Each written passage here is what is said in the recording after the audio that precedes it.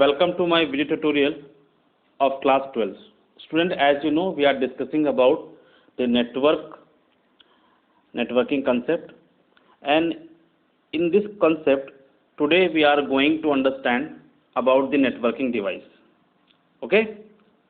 आज का हमारा टॉपिक है नेटवर्किंग डिवाइसेस। अब ये नेटवर्किंग डिवाइसेस होते क्या है और उनका क्या काम है।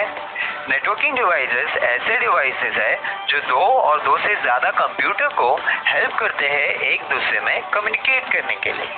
जैसे कि अगर आपको किसी से बात करना है तो आप क्या करोगे, राइट? आप अपना सेल फोन निकालोगे और कॉल करोगे और उससे बात कर लोगे। तो सेल फोन या मोबाइल फोन या फिर टेलीफोन ये आपको हेल्प करते हैं एक दूसरे से कम्युनिकेट करने के लिए या फिर बात करने के लिए। तो नेटवर्किंग डिवाइसेस भी ऐसे डिवाइसेस है जो कंप्यूटर्स को हेल्प करते हैं एक दूसरे से कम्युनिकेट करने के लिए। नेटवर्किंग डिवाइसेस के कई सारे टाइप्स है, जैसे कि NIC, repeater, hub, bridge, switch, router और मोडेम। तो चलो देखते हैं हर एक के बारे में। पहला आता है network interface card. Network interface card मतलब NIC। ये कार्ड बहुत इंपॉर्टेंट रोल प्ले करते हैं कंप्यूटर्स में। ये हेल्प करते हैं उनको कनेक्ट होने में LAN में, MAN में या फिर WAN में। NIC कार्ड दिखने में कुछ ऐसे होते हैं। अगर आप इस कार्ड को गौर से देखें तो यहाँ पे आपको एक पोर्ट दिखाई देगा जो आपको कुछ जाना पहचाना लगेगा। ये पोर्ट आपने मदरबोर्ड के पीछे देखा होगा। इस पोर्ट में हम इंटरनेट वायर या फिर जिसको ट्विस्टेड पेयर केबल्स भी कहा जाता है वो कनेक्ट करते हैं। आप कहोगे कि जब ये पोर्ट ऑलरेडी मदरबोर्ड में एग्जिस्टेड है या फिर अवेलेबल है तो इस कार्ड की क्या जरूरत। सोचो, अगर आपका मदरबोर्ड का LAN पोर्ट खराब हो गया तो आप क्या करोगे? या तो आप मदरबोर्ड रिप्लेस करोगे या फिर उसे रिपेयर करोगे, जो बहुत रिस्की है। इससे बेहतर आप ये कार्ड मार्केट से परचेज करके आपके PCI स्लॉट पे इंस्टॉल कर सकते हो। ज़रूरी नहीं कि ये कार्ड तभी ही परचेज किया जाए और इंस्टॉल किया जाए जब आपके मदरबोर्ड का LAN पोर्ट खराब हो। अगर किसी को एक से ज़्यादा LAN पोर्ट की रिक्वायरमेंट है तो वो ये कार्ड परचेज करके अपने मदरबोर्ड में इंस्टॉल कर सकता है। ये NIC वायर्ड NIC है। दूसरा है वायरलेस NIC। ये आपके कंप्यूटर को एक वाईफाई कनेक्शन को कनेक्ट करने के लिए यूज होता है। जैसे कि आपका लैपटॉप आप वाईफाई राउटर से कनेक्ट कर सकते हो, लेकिन आप आपका सिस्टम कनेक्ट नहीं कर पाते, तो ये वाईफाई NIC हेल्प करता है आपको आपके वाईफाई के साथ कनेक्ट करने के लिए। ये भी आपको मार्केट में इजीली अवेलेबल है। कुछ लोग ये भी कहेंगे कि इसकी क्या ज़रूरत है। आजकल USB NIC या USB वायरलेस एडाप्टर भी अवेलेबल है जो आप USB पोर्ट में इंस्टॉल कर सकते हो, जो आपको कुछ ऐसा दिखाई देगा। लेकिन आपको मैं इन दोनों में फ़र्क बता देता हूँ। USB NIC ज़्यादा छोटा है लेकिन इसका स्पीड कम नहीं। लेकिन अगर मैं एडवांटेज और डिसएडवांटेज की बात करूं तो USB NIC का ये एडवांटेज है, वो बहुत इजी है इंस्टॉल करने के लिए और आपको स्पीड में कोई फ़र्क नहीं देगा। लेकिन ये PCI NIC ये आपको एक अच्छा रेंज देगा आपके सिस्टम्स को कनेक्ट करने के लिए और कहीं ना कहीं ये ज़्यादा बेहतर है USB NIC से। तो समझे आप कि NIC कैसे होते हैं और कितने टाइप्स के होते हैं। NIC नॉर्मली दो टाइप के ही होते हैं, जो है वायर्ड NIC और वायरलेस NIC। तो अभी हम आगे पढ़ते हैं अबाउट रिपीटर्स। तो चलो अभी पढ़ते हैं रिपीटर्स के बारे में। रिपीटर्स ऐसे डिवाइस होते हैं जो हेल्प करते हैं सिग्नल को बूस्ट करने में। जैसे कि लास्ट नगेट में हमने पढ़ा था केबल्स के सेगमेंट लेंथ के बारे में, जहां हमने ट्विस्टेड पेयर के केबल्स के सेगमेंट लेंथ के को जाना था जो 100 मीटर्स था। इसका मतलब वो 100 मीटर तक ही सेम फ्रीक्वेंसी पे या स्पीड पे ट्रैवल करेगा। उसके बाद उसका फ्रीक्वेंसी या स्पीड कम हो जाएगा।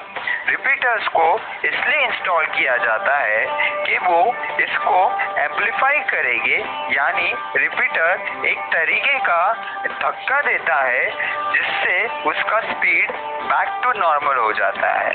मतलब अगर मेरा डेटा 100 Mbps पे ट्रैवल कर रहा है पर मिनट और उसका फ्रीक्वेंसी 100 मेगाहर्ट्ज है, तो आफ्टर 100 सेगमेंट लेंथ के बाद उसका फ्रीक्वेंसी 100 मेगाहर्ट्ज से हो सकता है 70 मेगाहर्ट्ज 50 मेगाहर्ट्ज तक पहुंच जाए, जिस वजह से उसका स्पीड स्लो हो जाएगा। तो रिपीटर को बीच में इसलिए इंस्टॉल किया जाता है कि वो उस सिग्नल को एक पुश देता है कि उसका स्पीड बढ़ जाए। तो रिपीटर दिखने में कुछ ऐसे होते हैं। रिपीटर्स को 2 पोर्ट नॉर्मली दिए जाते हैं या उससे ज़्यादा। एक मेरा वायर यहाँ पे कनेक्ट होगा और एक मेरा वायर यहाँ पे कनेक्ट होगा। तो पहले वायर का सेगमेंट लेंथ यहाँ पे अगर 100 मीटर्स एंड हो रहा है तो रिपीटर उसको एक पुश देके ये पोर्ट से आप उस वायर को कनेक्ट करके आगे एक्सटेंड कर सकते हो। ये एक वायर्ड रिपीटर्स है। आजकल मार्केट में वायरलेस रिपीटर्स भी अवेलेबल है। वायरलेस रिपीटर्स का क्या काम होता है? वायरलेस रिपीटर एक्चुअल में वाईफाई को बूस्ट करने के लिए यूज होते हैं। फॉर एग्जाम्पल, समझो अगर आपका बहुत बड़ा घर है और आपको एक कोने पे वाईफाई का रेंज नहीं आ रहा, तो आप इस रिपीटर को लगा सकते हो जो आपके वाईफाई के रेंज को एम्पलीफाई कर देगा। तो रिपीटर्स भी आपको 2 टाइप के मिलेंगे। एक आपको मिलेगा वायर्ड रिपीटर और एक आपको मिलेगा वायरलेस रिपीटर। तो चलिए अभी आगे हम हब के बारे में पढ़ते हैं। अब हम पढ़ेंगे हब के बारे में। हब एक ऐसा डिवाइस है जो कंप्यूटर्स को हेल्प करता है एक दूसरे से कम्युनिकेट करने के लिए। समझो अगर आपके ऑफिस में कंप्यूटर्स है जो 10 कंप्यूटर्स है, सबको आपको इंटरनेट से कनेक्ट करना है, पर प्रॉब्लम ये है कि इंटरनेट का एक ही वायर है। तो आप क्या करोगे? तो आप इस तरह से सब कंप्यूटर्स को हब से कनेक्ट कर दोगे। हब आजकल यूज नहीं किए जाते क्योंकि ये डम डिवाइस है। इसे एक डम डिवाइस बोला जाता है, मतलब बेवकूफ डिवाइस। अब वो क्यों बोला? क्योंकि अगर आपको डेटा इस कंप्यूटर्स को भेजना है तो हब क्या करेगा? हब डेटा हर एक को भेज देगा। मतलब इस पे आप अगर बैठे हो और आपको डेटा सेंड करना है इस कंप्यूटर को, तो हब क्या करेगा? हर एक को डेटा सेंड कर देगा, मतलब ब्रॉडकास्ट करेगा कुछ इस तरह। अगर आप गौर से देखिए तो डेटा हर एक को वो सेंड कर रहा है। तो हब को इसलिए डम डिवाइस कहा जाता है क्योंकि वो डेटा हर एक को सेंड कर देता है। अभी हब के कई टाइप है। अगर टाइप्स ऑफ हब के बारे में बात किया जाए तो हब के 3 टाइप है। एक है एक्टिव हब, दूसरा पैसिव हब और तीसरा hybrid hub. Active hub electricity पे वर्क करता है, यानी कि अगर आपको एक्टिव हब को वर्क करवाना है तो आपको उसको कंपल्सरी इलेक्ट्रिसिटी सप्लाई करना पड़ेगा। लेकिन पैसिव हब में इलेक्ट्रिसिटी की ज़रूरत नहीं पड़ती। तो आप कहोगे कि मुझे एक्टिव हब लेने से अच्छा पैसिव हब ले लेता हूँ क्योंकि उसमें मेरा इलेक्ट्रिसिटी बचेगा। लेकिन एक्टिव हब का एक एडवांटेज होता है पैसिव हब के सामने। एक्टिव हब डेटा डेटा को एम्पलीफाई कर सकता है, जो काम रिपीटर करता है। मतलब अगर मेरा सिग्नल डाउन हो रहा है या स्पीड डाउन हो रहा है तो एक्टिव हब उसको बूस्ट करके डेटा को आगे भेजेगा। तीसरा टाइप आता है हाइब्रिड हब। हाइब्रिड हब का मतलब आप सोचोगे ये दोनों एक्टिव और पैसिव का कॉम्बिनेशन होगा, लेकिन ऐसा नहीं है। हाइब्रिड हब में आपको दोनों पोर्ट मिलेंगे, यानी कि कोएक्सियल का पोर्ट भी मिलेगा और कैटेगरी केबल्स के भी पोर्ट मिलेंगे, तो इसलिए इसको हाइब्रिड बोला जाता है। पहले कोएक्सियल वायर पे इंटरनेट चलते थे, तो इसके लिए इसका इनपुट कोएक्सियल होता था और आउटपुट कैटेगरी केबल्स होता था। तो आज हमने कई सारी चीजें सीखी नेटवर्किंग डिवाइसेस के बारे में, जो है पहले हम लोग ने सीखा NIC के बारे में। NIC में दो टाइप थे, वायर्ड एंड वायरलेस। फिर हमने देखा कि एक USB वायरलेस एडाप्टर करके भी कुछ आता है जो आपको हेल्प करता है वाईफाई से कनेक्ट करने के लिए। फिर हमने रिपीटर्स के बारे में सीखा। फिर हमने हब के बारे में पता किया, जिसके 3 टाइप।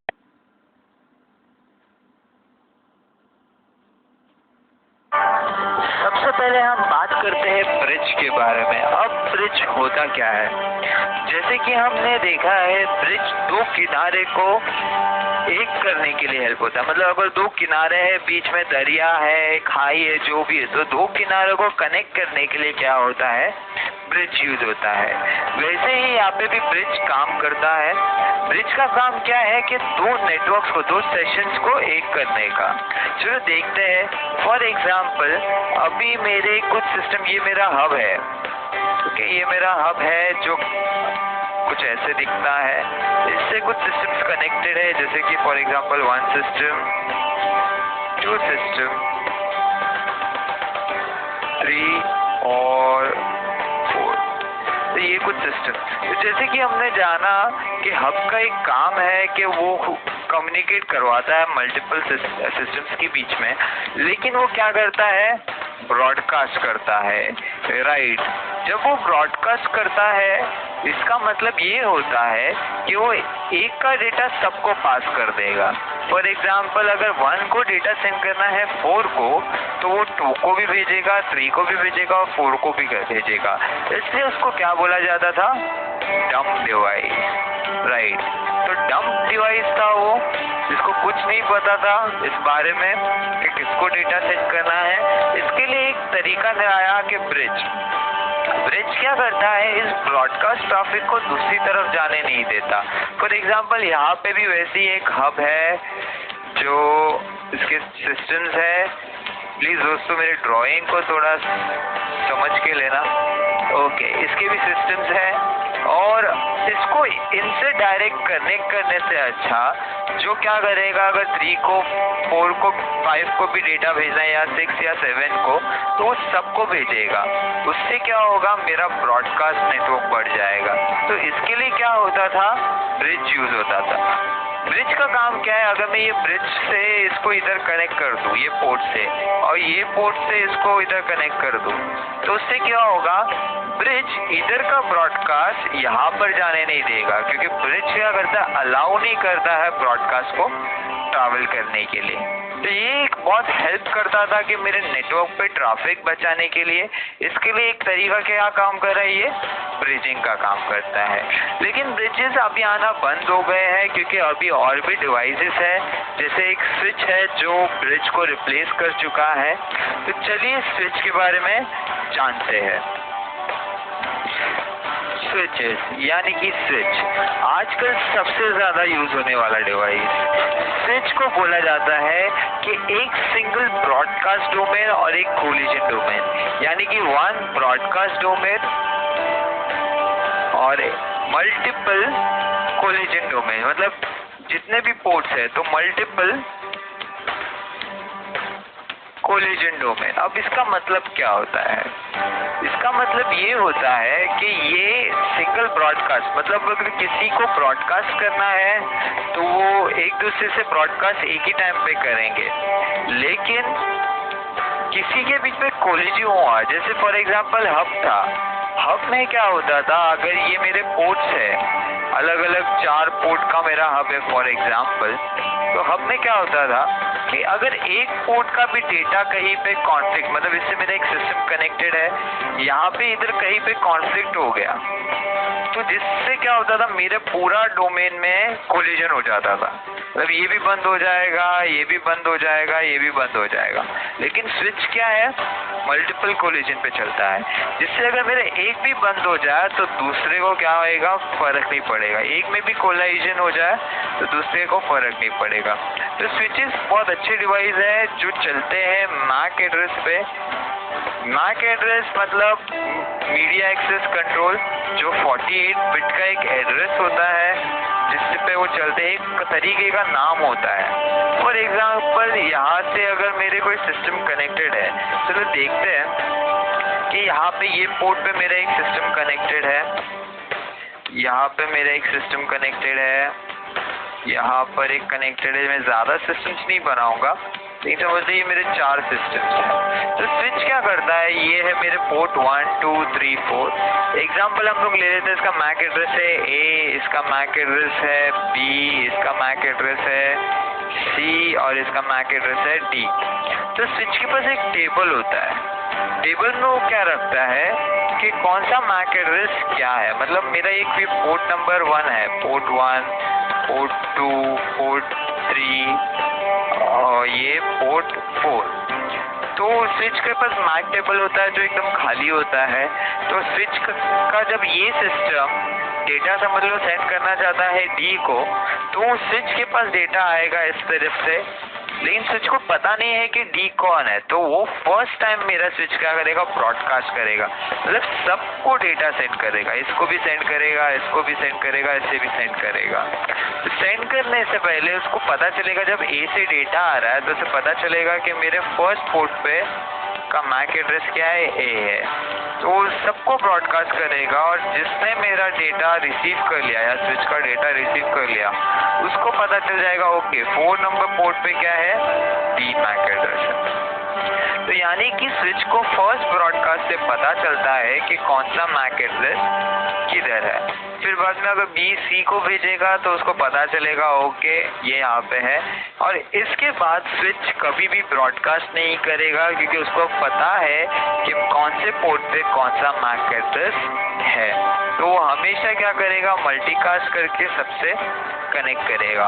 और स्विचेस काम करते हैं मेरे OSI मॉडल के डेटा लिंक लेयर पे, क्योंकि डेटा लिंक लेयर क्या होता है, सेकेंड लेयर पे काम करता है जो मैक एड्रेस पे वर्क करता है, और मेरा स्विच भी मैक एड्रेस पे वर्क करने वाला है। तो ये डिवाइस यूज होता है डेटा लिंक लेयर पे। इसके पहले जो मैंने ब्रिज के बारे में भी बात किया था, वो सेम डेटा लिंक पे काम करता था। और नेक्स्ट प्रीवियस नगेट में जो मैंने रिपीटर, हब और NIC के बारे में बात किया था, वो मेरा फिजिकल लेयर पे काम करते हैं, समझे। तो चलिए, आपको भी ये स्विच समझ आया तो हम आगे बढ़ते हैं मेरे दूसरे नेटवर्किंग डिवाइस पे। अभी हम बात करते हैं राउटर के बारे में। राउटर तो सभी जानते हैं, सब लोग ने देखा होगा, सबके घर पे होगा राउटर क्या होता है। तो यहाँ पे 2 तरीके के राउटर है, ये एक वायर्ड राउटर है और ये एक वायरलेस राउटर है। तो ये दोनों काम करते हैं मेरे OSI मॉडल के 3rd लेयर में, मतलब लेयर 3। कौन सा लेयर है वो, नेटवर्क लेयर, क्योंकि ये वर्क करते हैं किसके ऊपर, IP एड्रेसेस के ऊपर, लॉजिकल एड्रेस। तो इसका काम क्या होता है कि अलग अलग नेटवर्क के बीच में कम्युनिकेट करवाना। तो राउटर्स बहुत इंपॉर्टेंट डिवाइस होते हैं कि एक दूसरे से कनेक्ट करने, और यही डिवाइस जब एक दूसरे से कनेक्ट होते हैं तभी बनता है मेरा इंटरनेट। तो ये एक LAN राउटर है, ये सिस्को का राउटर है, वायर्ड राउटर, और ये एक वाईफाई राउटर मतलब वायरलेस राउटर है, ये भी एक सिस्को का राउटर है। सिस्को के राउटर्स भी बहुत महंगे आते हैं, मतलब 20,000, 30, 50, 1 लाख से लेके 15 लाख ऐसे सब राउटर्स अवेलेबल होते हैं मार्केट में। लेकिन जो हम घर पे यूज़ करते हैं वो नॉर्मली ज़्यादा से ज़्यादा 1K या फिर 2K, मतलब 1000, 2000 के आसपास होते हैं जो यूज़ करते हैं। हमारे सिर्फ LAN में हम यूज़ करते हैं फॉर वाईफाई पर्पस। लेकिन ये राउटर्स होते हैं, ये होते हैं वैन में भी यूज़ होते हैं, क्योंकि इनका काम होता है वैन के बीच में कनेक्टिविटी करवाना। इसके बाद हम देखते हैं जिसको बोला जाता है मोडेम। मोडेम को मॉड्यूलेटर या डीमॉड्यूलेटर भी बोला जाता है। ये क्या करता है, ये हमारे पहले टेलीफोन लाइंस होते थे, उनको एनालॉग सिग्नल्स पे काम करते थे, उनको डिजिटल सिग्नल यानी कंप्यूटर्स की इंटरनेट में कन्वर्ट करता था।